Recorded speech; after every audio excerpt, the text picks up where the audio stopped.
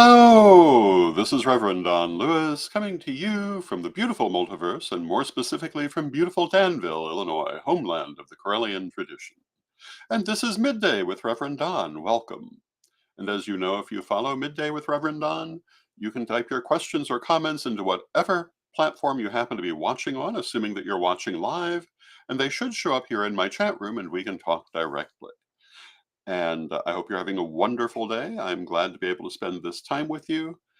Today in the United States is Memorial Day. It is a national holiday, so I don't know that we'll have a lot of people in the chat room today, but I hope we will have a few. And my subject matter for today is based on, oh, and hello to Reverend Michael in the chat room. It's good to see you, Michael. My subject matter for today is based on the subject of this holiday. This is a holiday to honor those who have died in the military services, and by extension, those in the military service in general, and by still further extension for many people, the ancestors in general. And hello to Lolan in the chat room. It's good to see you. And hello to Renee in the chat room. It's good to see you. Um, but in particular, this holiday honors those who have fallen in military service. So I thought the ideal subject for today would be the Pentacle Quest, and that's what we're going to be discussing today. And some of you have already, some of you will remember the Pentacle Quest. Others may have heard me talk about it before, but we'll be talking about it again. But first, I want to take a moment to talk about the other shows that are coming this week. Tomorrow, my guest Ed the Pagan and I will be talking about Gaia Thrift. So if you want to learn about the Gaia Thrift project, which will be opening presently and you'll be hearing a lot more of on our various platforms, join us tomorrow for that. On Wednesday will be Corellian Publishing Wednesday. Chris Copeland will be my guest, and we'll be talking about whatever is new from Corellian Publishing. And hello to Vivian P. in the chat room. It's good to see you, Vivian. And Vivian says, hello, hope everyone has a peaceful Memorial Day. Thank you, Vivian. I join you in that wish. Thursday is going to be a best of Midday with Reverend Don, dealing with dreams and dream interpretation. And of course, Friday will be our weekly wrap up. And I'm finding the weekly wrap ups are interesting because each of the last several have had a particular theme, rather unintentionally in most cases, that came together at the last moment. And I'm starting to really kind of enjoy doing that. So watch and see what the theme turns out to be this week. I also want to thank those people who came to my Patreon seminar yesterday on the shadow and shadow work. And we had a wonderful seminar. I've been told by, well, actually by Renee in the chat room that it was the best seminar yet. And I kind of feel that way myself. It was very focused and thorough on this subject. But then again, this is probably the subject I speak to most commonly and most deeply of all subjects. So I thought it was a great experience. And if you're interested in my future Patreon seminars, you can check out my Patreon at revdonlewis.com. And also, tickets are available to the general public for the seminars at corellianpublishing.com. So with that, let us get on. Oh, and hello to Brenda in the chat room. It's good to see you, Brenda. I hope you're having a wonderful day and a wonderful holiday. The Pentacle Quest was a gigantic campaign in the pagan community, led by a number of community leaders, including Pete Pathfinder Davis and Selena Fox. Selena is most strongly associated with it, but they were both involved, as were many others, including myself in certain points, who were involved in advancing the Pentacle Quest. It amazes me how few people remember this or have heard of it, especially in younger generations, because it was such a big thing at the time. Not only was it a big thing in the pagan community, it even reached the mainstream community, which was necessary in order for victory to finally be achieved. And hello to Zane in the chat room. It's good to see you, Zane. The Pentacle Quest To put it simply, was the quest for pagan and Wiccan service people to be able to request a pentacle on their tombstone as the sign of their religious affiliation. And if you remember the meaning of the term pentacle, and hello to Reverend Ed Carr in the chat room, it's good to see you, Ed. The meaning of the term pentacle is a three-dimensional representation of a metaphysical design. In this case, the design is the pentagram. And so it's a pentacle of the pentagram. And I'm wearing today basically the symbol that was fought for. This fight began in the 1990s with the relatively elderly widows of pagan service people who had died trying to get this on the tombs of their late husbands. I had the pleasure of interviewing one of the first of those widows who did not live to see the victory in the case. You can find that way, way back in the archives of Corellian TV. And there were a string of different people fighting for this. In order to be part of the legal case, the service person had to already be deceased, if I remember correctly, because otherwise they had not been able to ask for or be denied the symbol. And hello to Ed in the chat room. It's good to see you, Ed. Ed will be our guest tomorrow.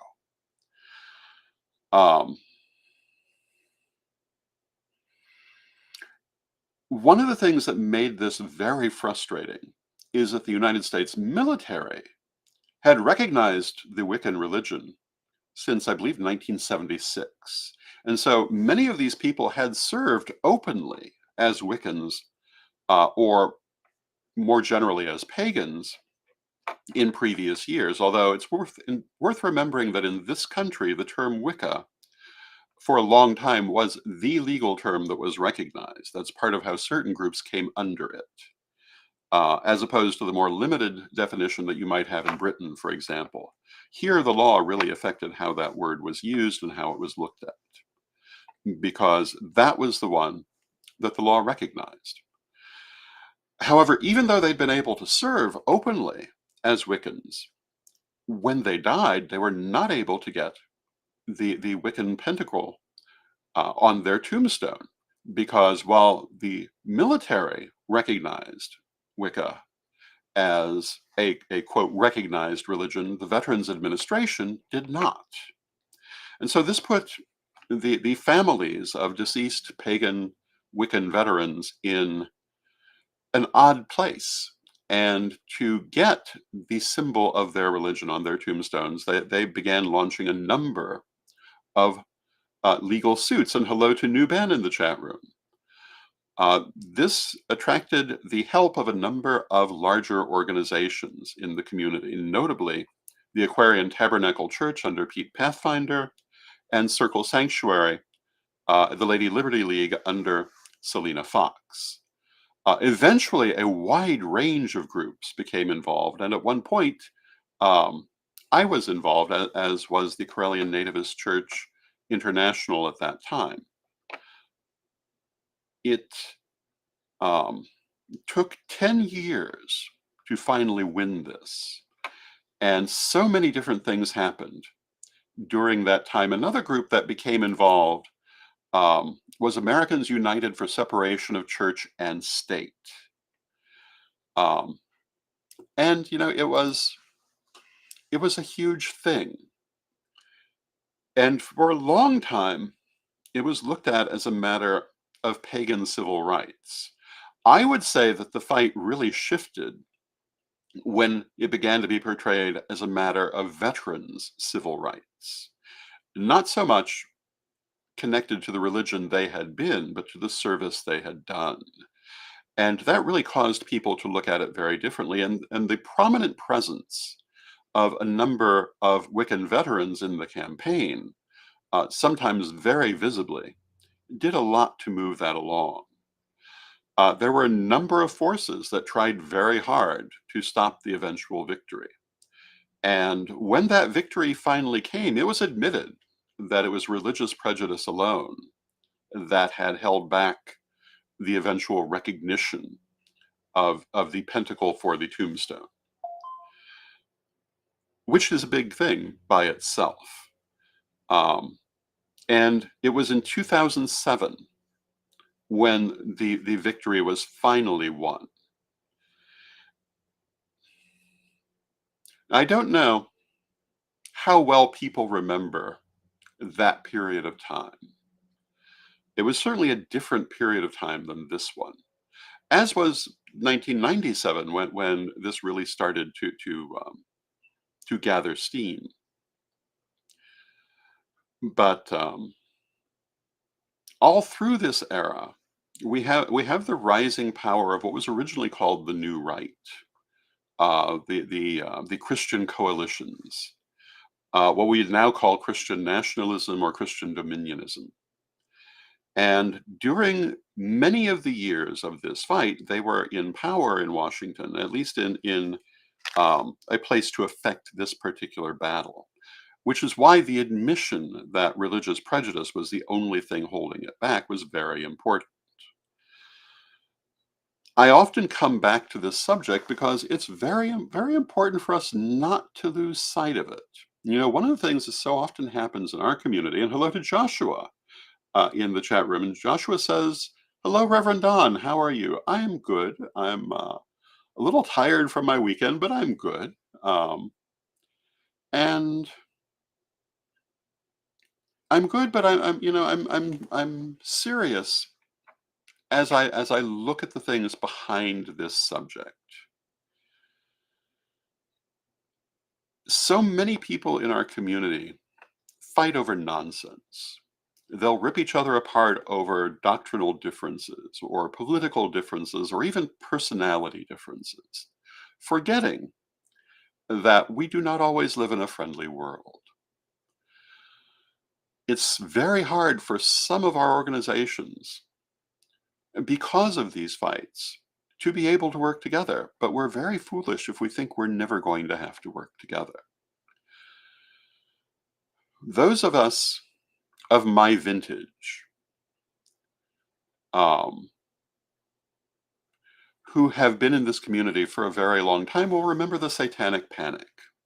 You know, I often come back to the Satanic Panic, which largely left our community unscathed because we were able to very effectively differentiate ourselves from the Satanic community. But also because we really weren't on too many people's radar at that time. Um, but many of our organizations were able to pull together in that time of challenge to present a unified front against that danger. And it was a danger. It was during that time we had things like the Helms Amendment, which would have denied religious recognition to any church or religious organization using any positive definition of witchcraft or magic.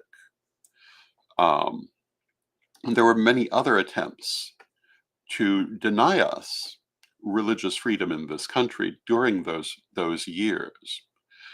It's been a long time since we've seen too open an example of that, but I think we'd make a terrible mistake in thinking that it's not something we could see again.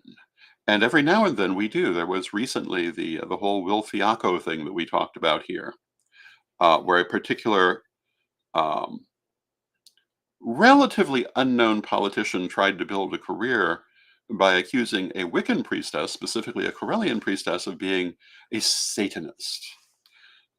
This is still a problem that we face, and victories like the Pentacle Quest um, was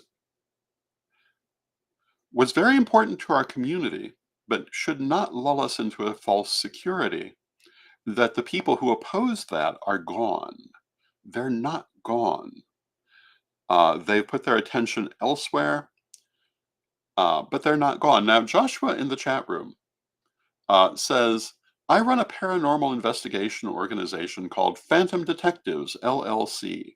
And I saw that you interviewed Ryan Buell many years ago. I did. And the whole team of Paranormal States, including Michelle Belanger, of whom we are very fond. Joshua says, one of my team members, Holly Faust, was part of Ryan's old group and is now helping me grow Phantom Detectives. That's very cool. Maybe we could have you on as a guest someday. Um, Feel free to send me an email at donlewishp@aol.com, and we can maybe set something up. I would love to do a little bit more with paranormal researchers.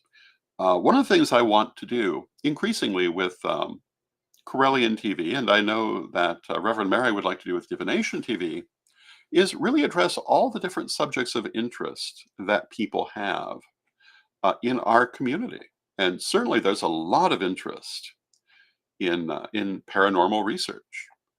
And I think that it would be fun to do more of that. Getting back to the Pentacle Quest, I cannot tell you the sense of rejoicing that people felt when they finally gave permission for the pentacle to be on those tombstones. And today, there are several hundred military tombstones with pentacles on them. It was a major thing, and in the wake of this, a number of other pagan or non-Christian religious symbols have also been recognized, and these include the Hammer of Thor, the Mjolnir, and the Awen for Druids, and it really opened up um, the ability for veterans from different non-Christian groups to work with getting their diversity recognized and getting it on their tombstones. And you might say, well, this life is over. You've moved on to the afterlife and eventually to reincarnation. Is it really important what's on your tombstone? And that's an individual thing. To me, it's very important. For one thing, I come from a tradition that practices ancestor veneration. If you look at the tombstones of many members of my family, they don't necessarily proclaim our actual spirituality. And I was told that this was a matter of a prophylactic to avoid grave desecration. I think that it's very important, not necessarily for us to have the symbol of our faith on our tombstone, because I don't know that I will ever, once I've crossed over, be all that concerned with what was on my tombstone. But if the current state of the Corellian tradition is anything representing the future, many other people will be coming to that tombstone, and it will have importance to them. At this last illustration, we went to many of the tombs of the Corellian ancestors and left offerings for them, particularly peonies. Also things that they would have liked, like tobacco, because they were all tobacco people, most of them, and spirits. I believe it was spiced rum, which certainly would have gone over well with many of them. And this is an aspect of ancestor veneration that's very important, visiting the ancestral tombs. When I was a child, every year, we would go with baskets full of peonies that my mother grew just for that occasion, because peonies are our heraldic flower in my family. And for certain specific ancestors, she also took other flowers, those who were um, related to us, but not necessarily members of the High Corel family. They would get other flowers that had meaning to them. And what happened this weekend? And that's one of the reasons that the lustration of the living occurs in the spring in the Northern Hemisphere, because that public demonstration of ancestor veneration was tied to this holiday. For these reasons, what goes on those tombstones can be very important. The next generation needs to see we were there. With a few exceptions, if you look at my family tombstones, you can't really tell that they were highly involved in metaphysics unless you know the secret language that they were using in the symbols that they were choosing. Now, if you know that, well, then they're very metaphysical symbols. We probably should make a class about that one day. And this is true not only in Correllianism, but also in other non-Christian traditions, in certain African traditional religions, for example. There's a language that you will find in tomb markers that you only know if you know it, where things that appear to be, I guess we'd say, stream symbols have a special meaning to those who understand it. But how much better if we could just be open about it? And we talk about so much today the importance of visibility, particularly for minority groups, the ability to see yourself represented in the world. And that to me is what the Pentacle campaign was really about. Prior to that, members of the military who were not part of what we might call your dominant religions, such as Christianity, etc., just had religiously anonymous tombstones. No one could tell they were there from their tomb markers. Today, younger people of our religions can go and see where the elder people are buried and know it.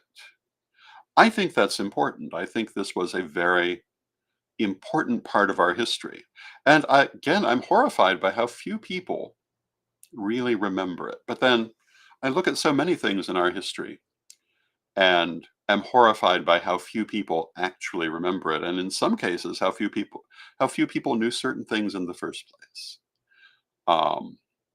But we have problems that lead to that quite directly. One of those problems is that constant infighting. That is probably the greatest bane of our community. It's less than it once was. In the 90s, witch wars were everywhere and they were terrible. And they're very often not only the source of bitter attacks from one group against another, but also often of untruths. And one of my well, it's not even a worry; it's a fact. Sometimes the untruths last longer than the actual history. Um, we were very fortunate as a movement that the Satanic Panic did eventually implode. And even though there are attempts to relaunch it, it's yet to be successful.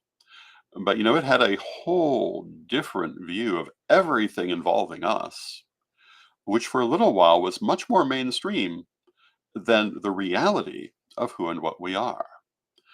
Even today, if you look in conservative Christian circles, they have wildly distorted ideas of who and what we are. And this is why we need to be clear and to get the truth out into the world of who we are and what we do, and to, for want of a better way to put it, curate our own image. Because there's no one not part of our movement who really has an interest in showing us as we are. Hollywood may sometimes show us favorably, but still usually in a distorted way because they're doing it for entertainment. Conservative Christians show us as a monstrosity because they're using it as political propaganda. And hardly anyone in between seems to see us at all. And that's why we have to make sure that we are seen. One of the things we were talking earlier about paranormal investigation, and I talk sometimes about paranormal programs, both approvingly and not approvingly, depending on the program.